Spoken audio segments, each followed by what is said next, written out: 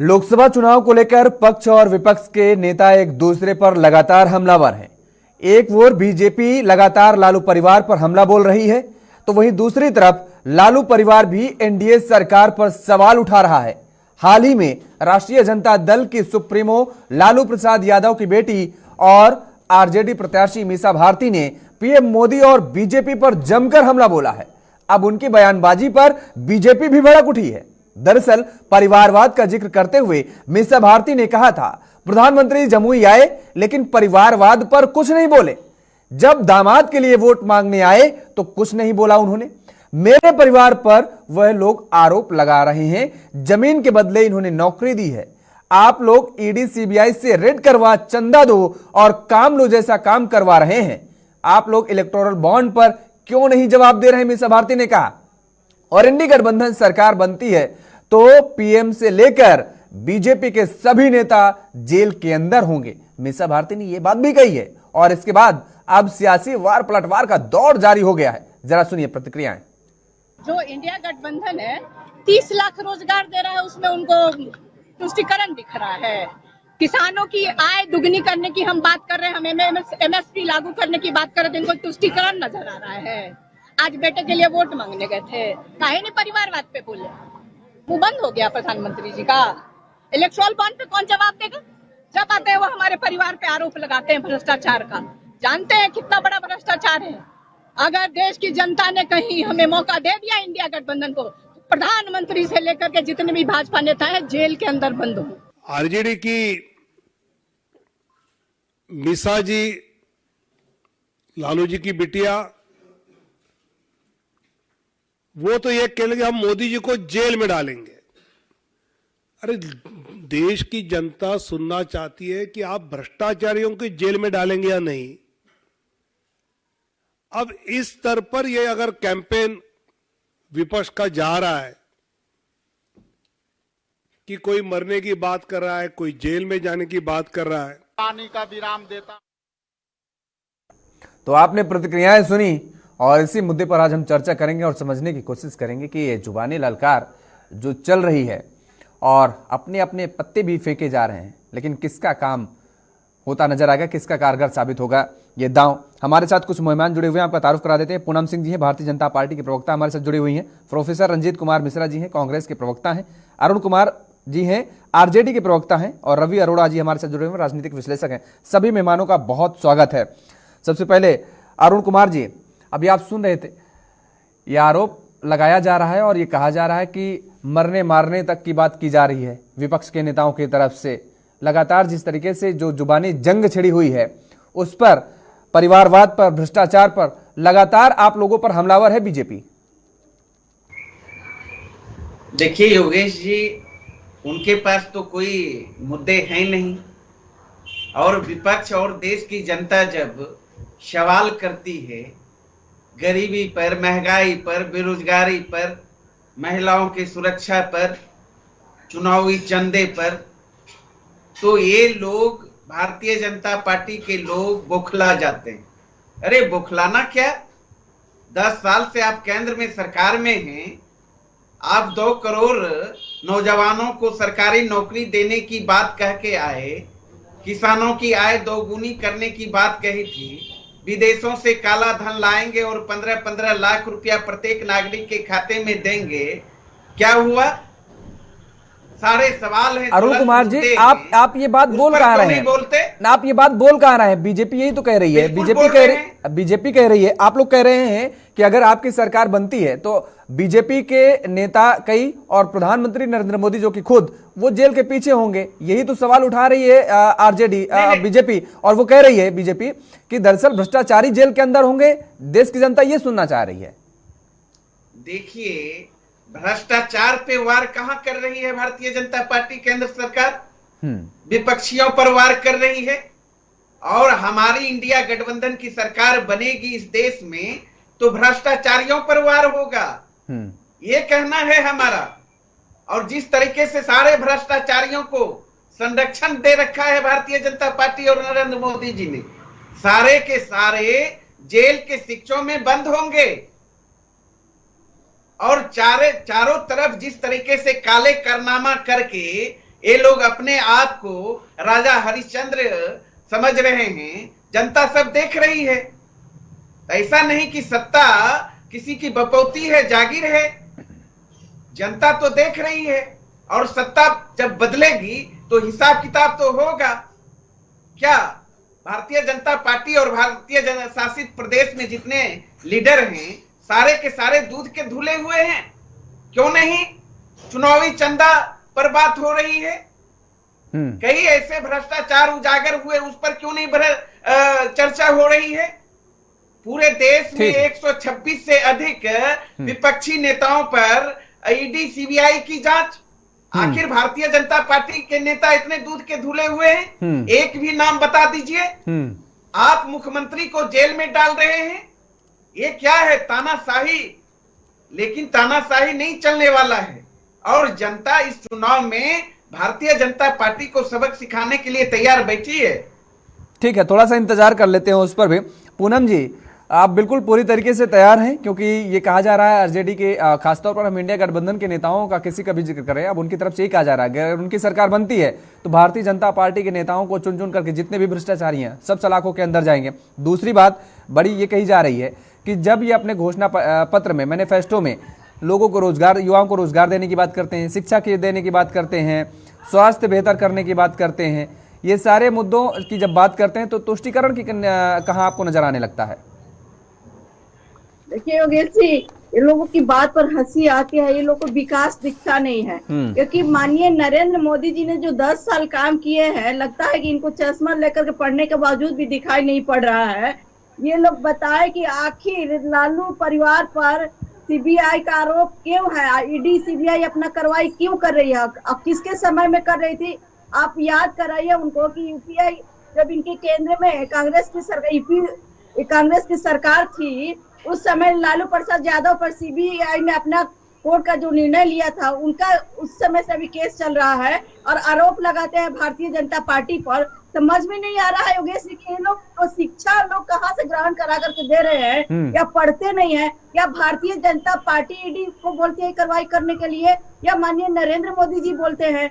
लगता है कि ये लोग केंद्र में बैठे हुए थे, लालू जी भी उन्हीं के संरक्षण में, जिस तरह से हमको लगता है कि ईडी और सीबीआई पर दबाव बनाते थे, लगता है कि वो लोग यही चाहते थे कि हम लोग जिस तरह से सीबीआई ईडी पर दबाव बनाते थे, इस तरह से हम लोग भ्रष्टाचार में लिप्त हैं, इसीलिए ये लोग चाहते हैं कि माननीय नरेंद्र मोदी जी से कार्रवाई करवा रहे हुए। लेकिन सच्चाई ये है कि योगेश जी इनको बताना चाहिए कि आखिर सीबीआई ईडी कार्रवाई क्यों कर रही है।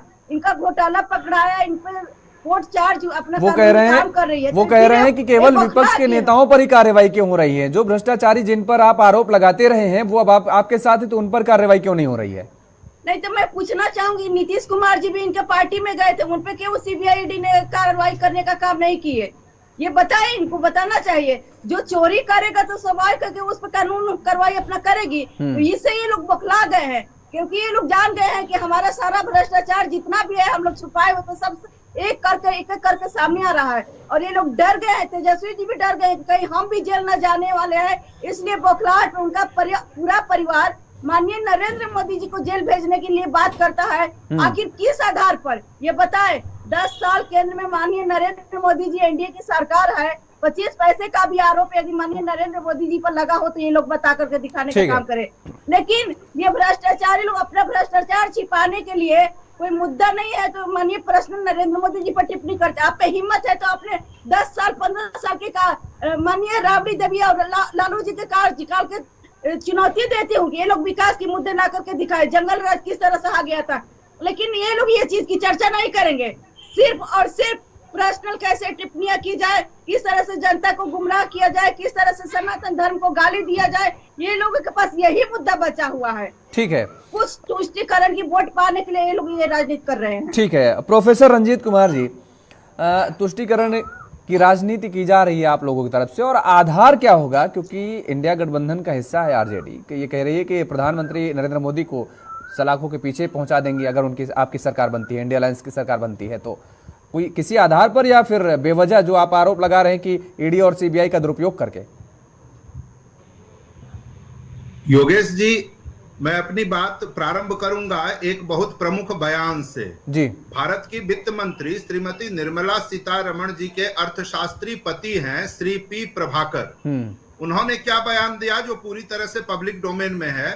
उन्होंने कहा कि इलेक्टोरल बॉन्ड भारत ही नहीं दुनिया का सबसे बड़ा घोटाला है। और ये बात कोई कांग्रेस पार्टी का नेता या कोई विपक्ष का नेता नहीं कह रहा है, ये भारत सरकार की माननीय जो वित्त मंत्री हैं, फाइनेंस मिनिस्टर हैं, उनके हस्बैंड जो खुद भी अर्थशास्त्री हैं, इकोनॉमिस्ट हैं, वो कह रही हैं कि इलेक्टोरल बॉन्ड भारत की ही नहीं दुनिया की सबसे बड़ा दुनिया का घोटाला है।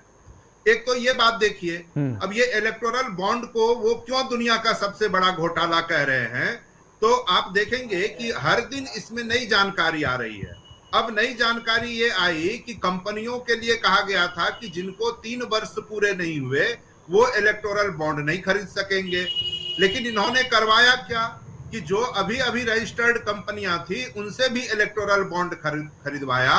और आखिर वो पैसा गया कहां, इसकी प्रॉपर न्यायिक जांच होनी चाहिए। तो जिस तरह से इन्होंने इलेक्टोरल बॉन्ड में चंदा दो और धंधा लो, एक तरफ भाजपा को चंदा दो और दूसरे तरफ भाजपा से कॉन्ट्रैक्ट लो, ये बातें अब पूरे देश के सामने उसमें तो ये भी था ना प्रोफेसर रंजीत जी, उसमें तो ये भी था ना कि इलेक्टोरल बॉन्ड जो खरीदे जाते हैं अगर उनको पार्टियां नहीं बुनाती हैं, पार्टियों के पास नहीं जाता है, और 3 साल का जो आपने जिक्र किया, 3 साल से पहले की जो कंपनियां रही हैं अगर उन्होंने खरीदा तो वो पीएम राहत कोष में वो पैसा गया होगा। बहुत अच्छा आपने बताया योगेश जी। वो जो पीएम केयर फंड है, आपको याद होगा कि आरटीआई भी डाला गया था तो कहा गया था कि इसकी कोई जानकारी नहीं दी जाएगी, ठीक है ना। तो वो एक घोटाले नहीं है। नोटबंदी उससे पहले स्वतंत्र भारत के इतिहास में अगर कोई सबसे बड़ा आर्थिक घोटाला है तो वो नोटबंदी है। और आपको पता होगा कि उस समय भारतीय जनता पार्टी ने पूरे देश भर में स्टार होटल नुमा जो उनका ऑफिस है वो उन्होंने बनाया। आखिर वो पैसे आए कहां से। दूसरी बात आपको मैं बताता हूं कि इनके एक सांसद हैं अनंत हेगड़े, वो कहते हैं कि भाई हमें 400 सीट दे दीजिए। 400 पार का वो रहस्य बताते हैं कि हमें 400 सीट दे दीजिए, हम भारत का संविधान बदल देंगे। तो इनकी मंशा क्या है ये लोगों के सामने आ रही है। अब रही बात योगेश जी कि भ्रष्टाचार पे आज भी प्रधानमंत्री जी ने बहुत बड़ी बड़ी बातें की है। मेरा ये कहना है कि इस पे डबल स्टैंडर्ड तो नहीं हो सकता। एक तो 96% जो मुकदमे हैं वो विपक्ष के नेताओं पर आप चलाते हैं, और कन्विक्शन रेट कितना है 0.4, यानी 100 में से एक भी व्यक्ति कभी दोषी नहीं सिद्ध हो सकता, और एक लंबी प्रक्रिया के बाद वो निर्दोष साबित होता है। अभी छत्तीसगढ़ का एक ताजा तरीन योगेश जी उदाहरण आपने देखा होगा, जब माननीय न्यायालय ने ये कहा है कि इस तरह का कोई लीकर स्कैम हुआ नहीं, पूर्व आईएएस और उनके बेटे को कर दिया गया है, बरी कर दिया गया। जी जी जी जी हाँ। तो मैं ये कह रहा हूं कि ये पीक एंड चूज का जो भारतीय जनता पार्टी की नीति है ना, कि आप परिवारवाद पे हमला करेंगे, लेकिन जमुई में जब जाएंगे तो 4 प्रत्याशी हैं वहां योगेश जी। एक तरफ प्रधानमंत्री जी के बाएं तरफ चिराग पासवान जी हैं, दाहिने तरफ रामविलास पासवान जी के दामाद अरुण भारती, उनके बगल में जीतन राम मांझी जो उम्मीदवार हैं, उनके बगल में कौन बैठे हैं, वो आलोक सुमन जो उनके पुत्र हैं और वहां मिनिस्टर है। मैं ये कह रहा हूं कि ये दोहरा मापदंड तो नहीं चलेगा ना। एक तरफ सीपी ठाकुर जी के बेटे नवादा में चुनाव लड़ रहे हैं, विवेक ठाकुर जी, उनका प्रचार कर रहे हैं, तो आपके चारों तरफ 4 कैंडिडेट, बाएं दाएं आगे पीछे सभी परिवारवादी, और आप वहां बीच में कहते हैं चलिए पूनम जी से इसका जवाब ले लेंगे। ठीक है प्रोफेसर रंजीत जी, चारों तरफ आप भ्रष्टाचारी को जमा करेंगे योगेश जी, और कहेंगे हमें भ्रष्टाचार से लड़ाई करनी है। ठीक है, आखिर आपको पता होगा कि जितने लोगों को इन्होंने भ्रष्टाचारी कहा, हेमंत बिश्व शर्मा हो, लेकिन वो कह रहे हैं कार्रवाई चल रही है, किसी की कार्रवाई, किसी की फाइल बंद नहीं हुई है, कार्रवाई चल रही है। और जैसे ही आगे देखिए अजीत पवार जैसे लोगों के लिए तो आ गया कि वो पूरी तरह से अब बंद हो चुका है, उनको क्लीन चिट दे दी गई। मैं ये कह रहा हूं कि एक तरफ आप भ्रष्टाचार पे बात करेंगे और अपने चारों तरफ भ्रष्टाचारियों को पनाह देंगे। ठीक, हेमंत बिश्व शर्मा को मुख्यमंत्री बना देंगे, अजीत पवार को फाइनेंस मिनिस्टर, और चलिए ठीक है, हाँ वो बात आ गई, वो उसका अक्सर मैं भी जिक्र करता हूँ। आता हूँ आपके पास दोबारा रंजीत जी। रवि अरोड़ा जी, आपको क्या नजर आ रहा है, क्योंकि बिहार में अब जिस तरीके से सियासत गर्माती नजर आ रही है, और खासतौर पर अब इस बयान के बाद, मीसा भारती के बयान के बाद लगातार भारतीय जनता पार्टी बेहद आक्रामक नजर आ रही है विपक्ष पर। देखिए, बिहार की जब हम बात करते हैं तो पूरे देश के अंदर किसी समय पे जो मुस्लिम कोर वोट बैंक था वो सारा कांग्रेस के पास हुआ करता था, लेकिन समय के साथ जो है अब पूरे देश के अंदर वो सभी रीजनल पार्टियों के पास चला गया है। तो ऐसे में कहीं ना कहीं बिहार की राजनीति में जब आप मीसा भारती का बयान सुनते हैं तो इसके पीछे कहीं ना कहीं एक बड़ी रणनीति है। लोकसभा चुनावों में कहीं ना कहीं जिस प्रकार से मोदी जी को जेल भेजने की बात हो रही है, तो यह अपने आप में कोई छोटा बयान नहीं है, क्योंकि देश के प्रधानमंत्री की बात हो रही है और ऐसा प्रधानमंत्री जिनकी जो छवि है, जो देश में बहुत साफ छवि रखते हैं और देश के लोग उनको पसंद भी करते हैं। ऐसे में मीसा भारती का यह बयान, क्योंकि यह भी उन्हें मालूम है कि इस बयान देने के बाद कहीं ना कहीं हिंदू वोटर्स पे जो है इसका गलत इफेक्ट पड़ेगा, लेकिन कहीं ना कहीं मुस्लिम वोटर्स को खुश करने के लिए, क्योंकि वहां पे नीतीश कुमार और जनता दल यूनाइटेड और आरजेडी के बीच की भी एक बड़ी लड़ाई है, तो ऐसे में वोट बैंक को अपनी तरफ से आकर्षित करने के लिए मीसा भारती का बयान है।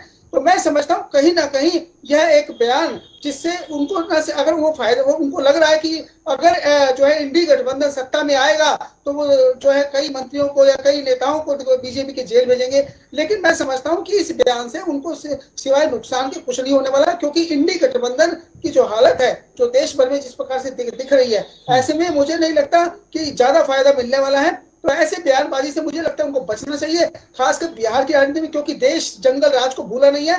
आज भी अगर आप किसी से बात करेंगे और जंगल राज की बात करेंगे तो वो बिहार का ही नाम लेगा और जो आरजेडी की सरकार का ही नाम लेगा, जब उस समय भी जंगल राज हुआ करता था। ठीक है, वक्त बदल गया है, अभी जो नया नेतृत्व है वो ठीक काम कर रहा है, अच्छा काम कर रहा है, लेकिन वहां पे जनता के बीच में जो पलायन की बात है, जो बिहार के लोग देश भर में जाके काम करते हैं उनकी बात होनी चाहिए, बेरोजगारी की बात होनी चाहिए, जो है वहां पे डेवलपमेंट की बात होनी चाहिए, विकास की बात होनी चाहिए, लेकिन वो सब छोड़कर जिस प्रकार की भाषा शैली का इस्तेमाल हो रहा है, यह कहीं ना कहीं लेकिन सबसे लंबा कार्यकाल नीतीश कुमार ने बिता चुके हैं, मुख्यमंत्री रहे लगातार, अभी भी आप कह रहे हैं पलायन हो रहा है, ये कैसे संभव हो सकता है? नहीं, बिल्कुल, आप देश के किसी भी हिस्से में चले जाइए और आज भी लोग जो है देश भर में काम करने के लिए निकलते हैं, क्योंकि बिहार चाहे कितना भी नीतीश कुमार जी ने काम किया हो, लेकिन मैं समझता हूँ आज भी वहां पे फिर ये तो डिस्प्यूट वाली चीज बात हो गई। यहाँ पर भारतीय जनता पार्टी भी कह रही है शासन का राज हो गया, शासन बाबू अब किस तरीके से वहां पर सुशासन बाबू हैं, और पलायन पर भी आप कह रहे हैं पलायन भी हो रहा है। इतना लंबा समय, इतना लंबा वक्त जनता ने दे दिया नीतीश बाबू को, और अगर अभी भी ये स्थिति है तब तो फिर उनको आत्ममंथन करना चाहिए, खुद को चिंतन करना चाहिए, बीजेपी और जेडीयू दोनों लोगों को। जी बिल्कुल, ये बात सही है, लेकिन इस बात को आप नकार नहीं सकते कि आज भी पलायन है और आज भी देश के अंदर आप किसी भी जो है महानगर में चले जाइए, वहां पे आपको बिहार के लोग काम करते मिलेंगे और बहुत सारे लोग अपने रोजगार की तलाश में आज भी वहां से निकलते हैं और महानगरों की तरफ जाते हैं। तो यह कोई नई बात नहीं है। और आप ठीक है, चलिए रवि जी आपके पास आ रहे हैं, नेटवर्क इशू आ रहा है।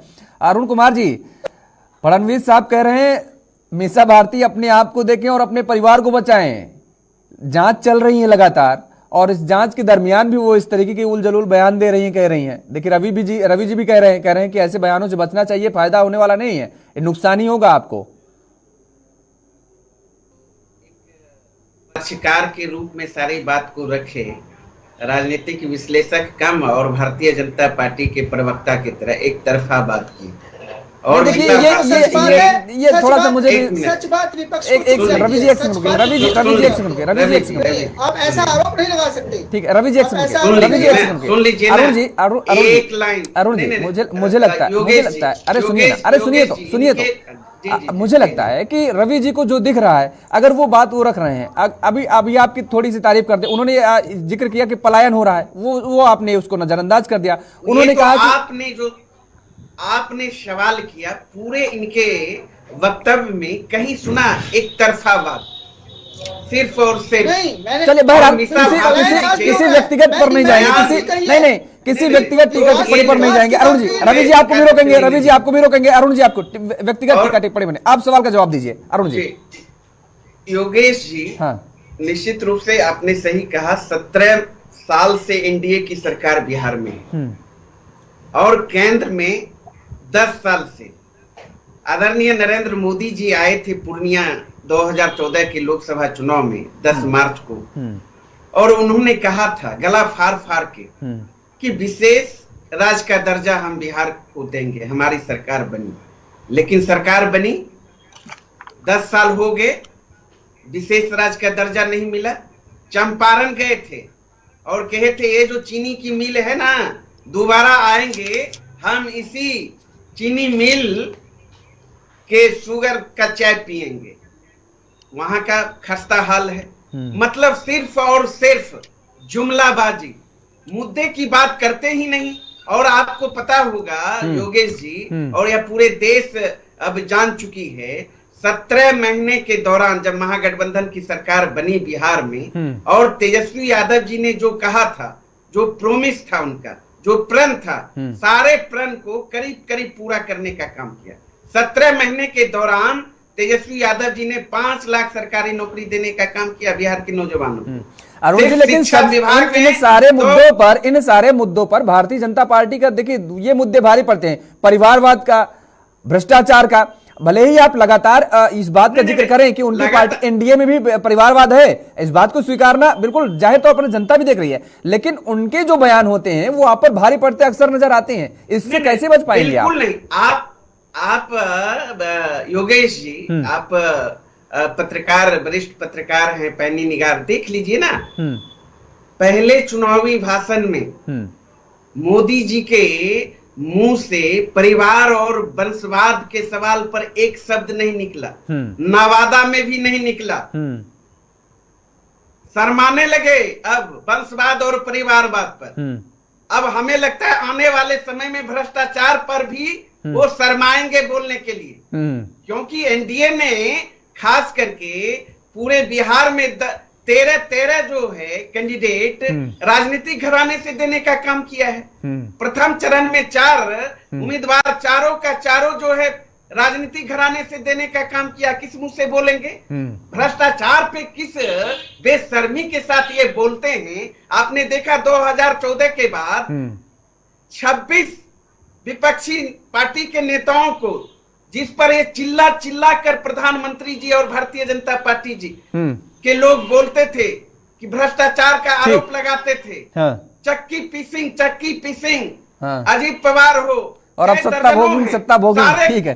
ठीक है अरुण जी, ठीक है, क्या है चरित्र भाई? चलिए पूनम जी से जवाब ले लेते हैं। समझ चुकी है, पूनम जी से जवाब ले लेते हैं। इसलिए योगेश जी, अब इनका भावनात्मक न तो नारा चलने वाला है, न तो भावनात्मक मुद्दे चलेंगे, और न ही ये जुमलेबाजी की जो राजनीति 10 साल से जिसकी खेती कर रहे हैं, उसका भी अब दुकानदारी बंद होने वाला है। चलिए, किसकी दुकानदारी बंद करेगी जनता, वो जनता के हाथों में है फिलहाल। अभी तो पूरा सस्पेंस बना हुआ है। पूनम जी, देखिए परिवारवाद पर प्रधानमंत्री नहीं बोल रहे हैं, कह रहे हैं, आरजेडी की तरफ से कहा जा रहा है, और कुछ दिन बाद ऐसी तस्वीर आ जाएगी कि भ्रष्टाचार पर भी बोलना आप बंद कर देंगे।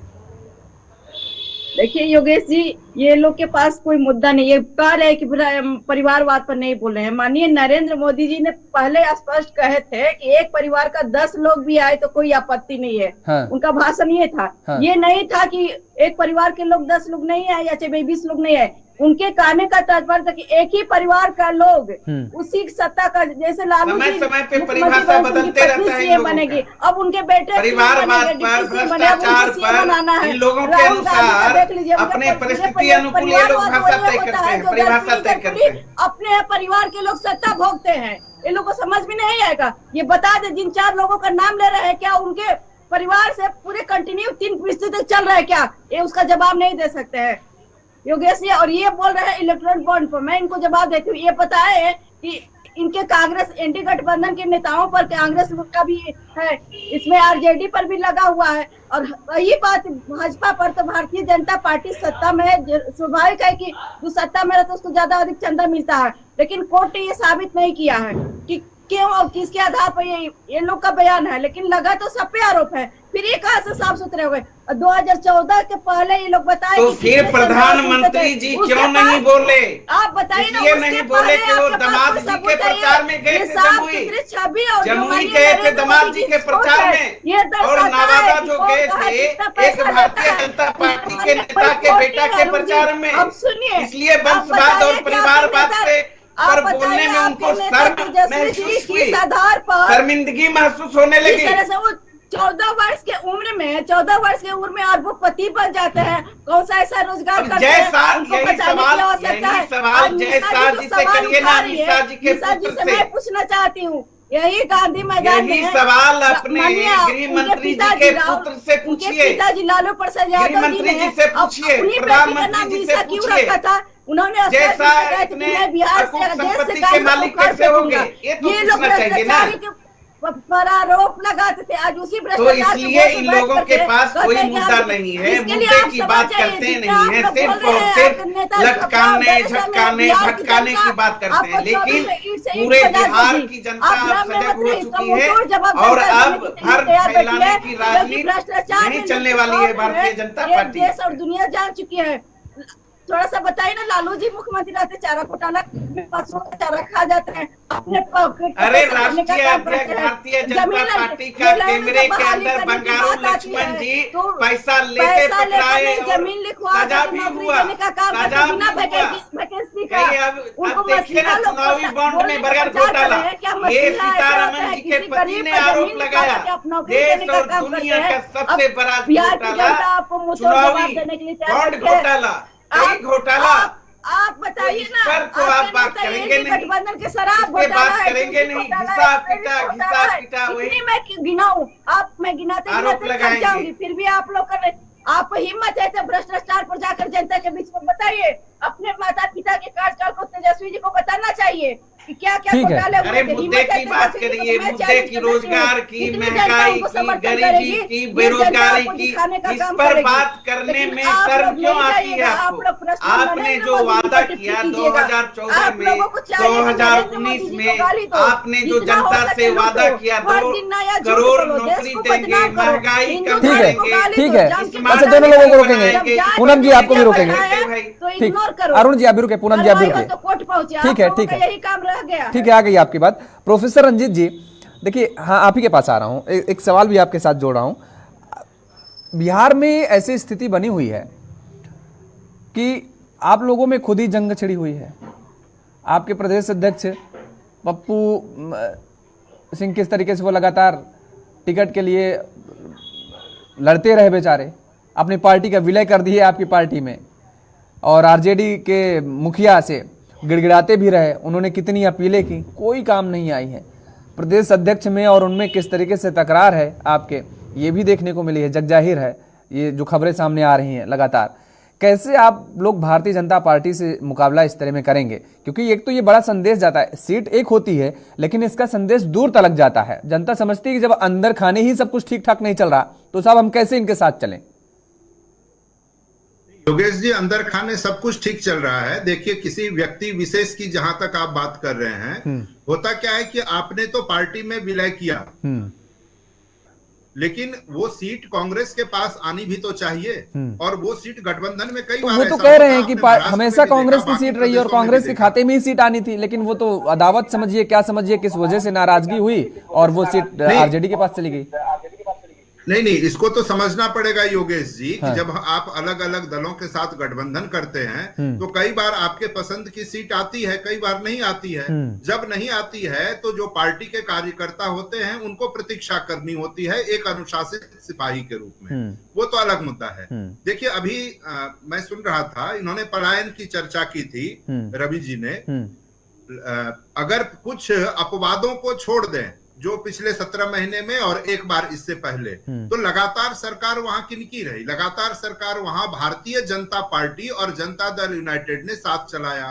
तो अगर वहां से पलायन हुआ या वहां बिहार की कोई भी समस्या आप लेते हैं तो उसके लिए अगर कोई मुख्य रूप से दोषी है या जवाबदेह है तो वो भारतीय जनता पार्टी और जनता दल यूनाइटेड है। एक तो ये बात मैं कहना चाह रहा था। दूसरी बात योगेश जी कि ये इस तरह की बातों पे, अभी पूनम जी को भी मैं सुन रहा था, ये लोग बहुत आक्रोश में बात करते हैं, ऐसा क्यों कर रहे हैं? आप देखिए कि 2014 में माननीय प्रधानमंत्री जी ने इस देश को कई सपने दिखाए थे, बड़े बड़े सपने दिखाए थे, अच्छे दिन लाएंगे और विदेश में जो काला धन जमा हुआ है उस काला धन को वापस लाएंगे, स्विस बैंक से पैसे निकाल कर लाएंगे, प्रत्येक भारतीय को 15-15 लाख रुपए मिलेंगे। अब लोग पूछते हैं कि भाई साहब आपके वो अच्छे दिन गए कहां? वो 15-15 लाख आपने किस देश के लोगों में बांट दिया? भारत में तो किसी को मिला नहीं। तो उसके जवाब नहीं है इनके पास। बेरोजगार इनको पूछते हैं कि भाई साहब आपने 2014 में कहा था कि प्रत्येक वर्ष 2 करोड़ रोजगार देंगे, उस तरह से 20 करोड़ रोजगार आपको देना चाहिए था। बदले में आपने किया क्या? 30 लाख केंद्रीय पद को खाली रख छोड़ा है। तो ये हम लोगों के साथ क्यों किया? और जो थोड़े बहुत पद निकलते हैं उसमें आप लोग पर्चा लीक करवा देते हैं। बेरोजगारी का आलम यह है योगेश जी कि 45 साल का रिकॉर्ड टूटा है बेरोजगारी का।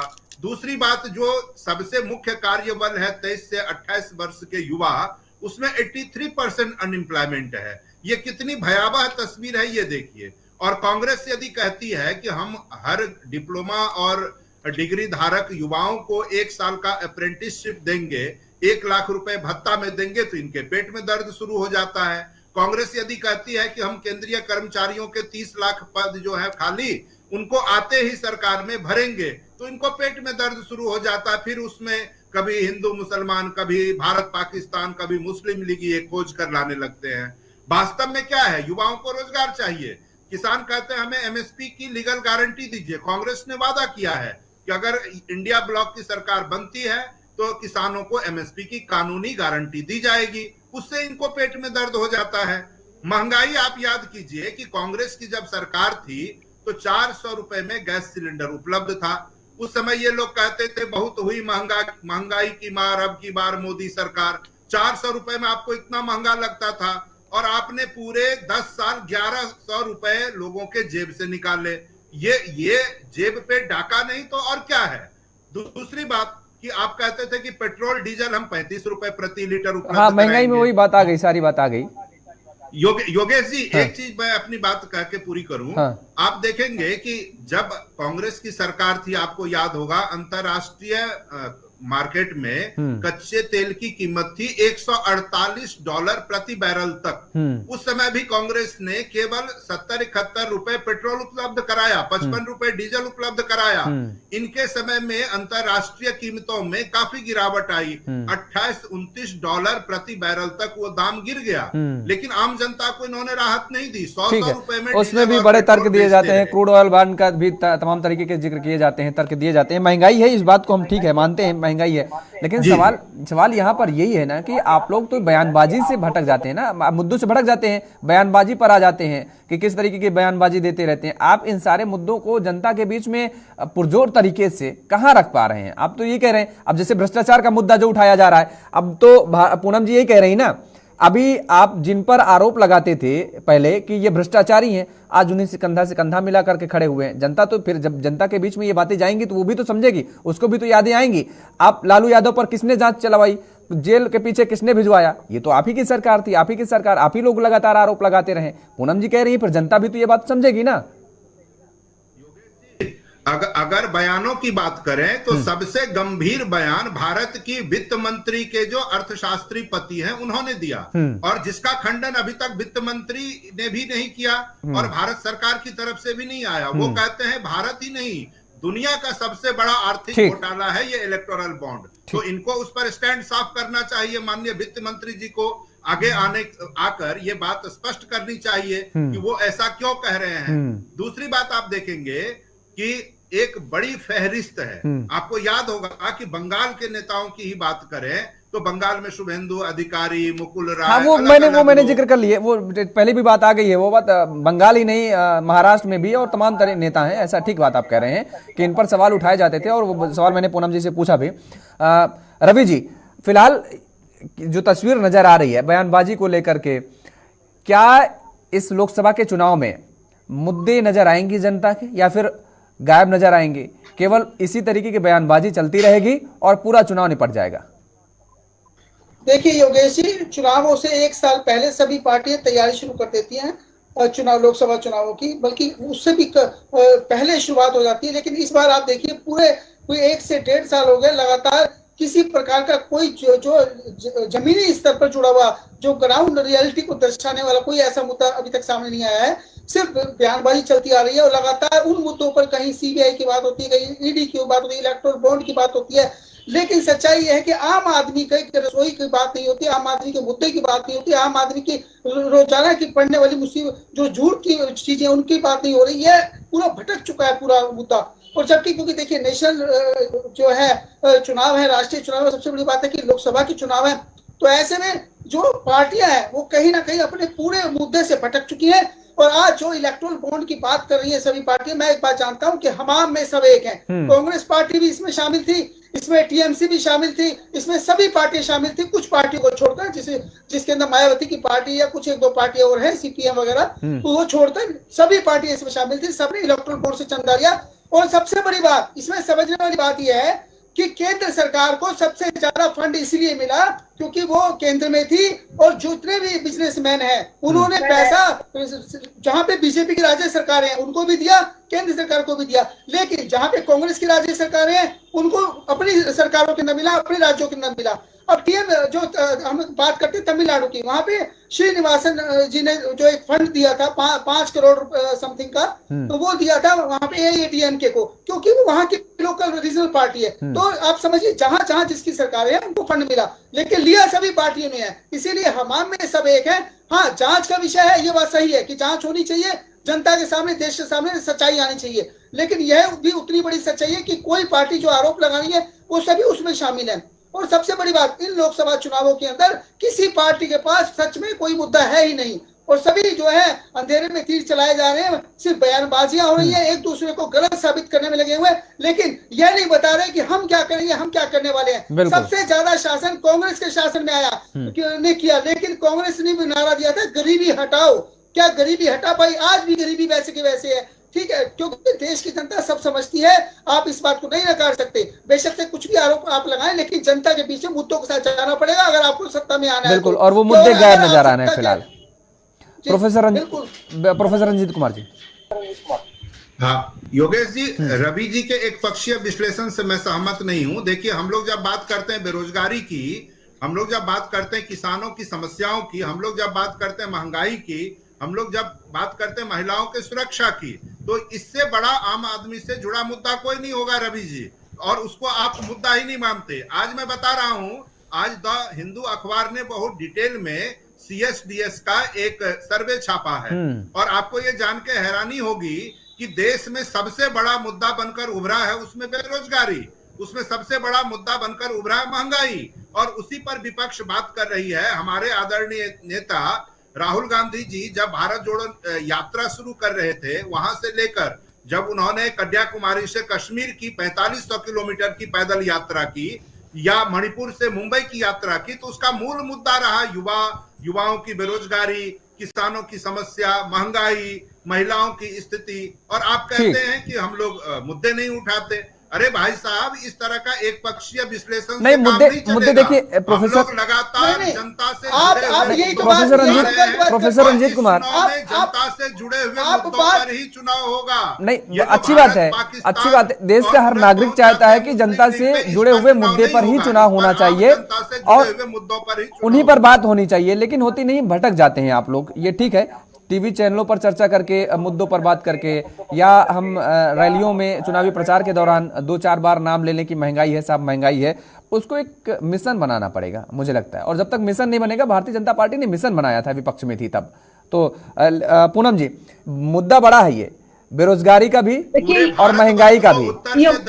योगेश जी, हमको समय दिया जाए, ठीक है। योगेश जी ये कहते हैं कि नौकरियां नहीं दी गई, ये ईपीएफ डाटा उठा कर दे के पहले 12 करोड़ नौकरियां थी जो अभी बढ़ करके 26 करोड़ हो गई है। इनको जानने की आवश्यकता है।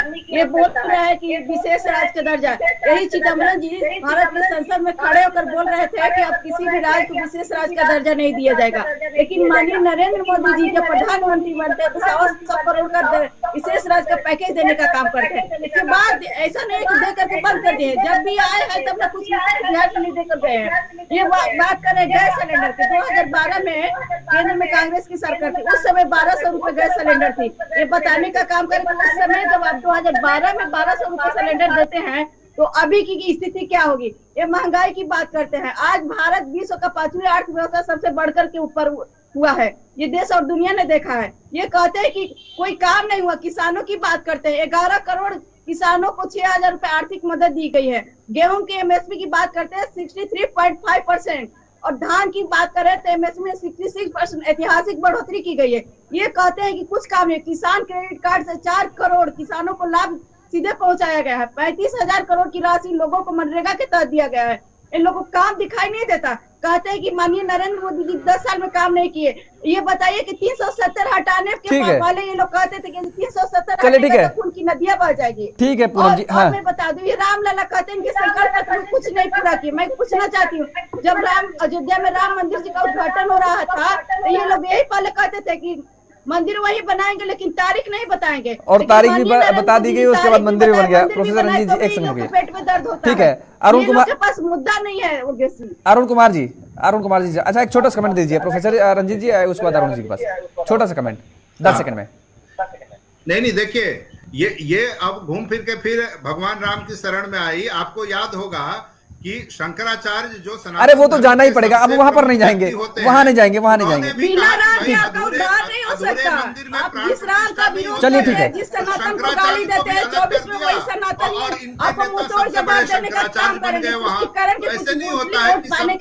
चलिए ठीक है, ठीक है। अरुण जी से समझ लेते हैं। अरुण जी,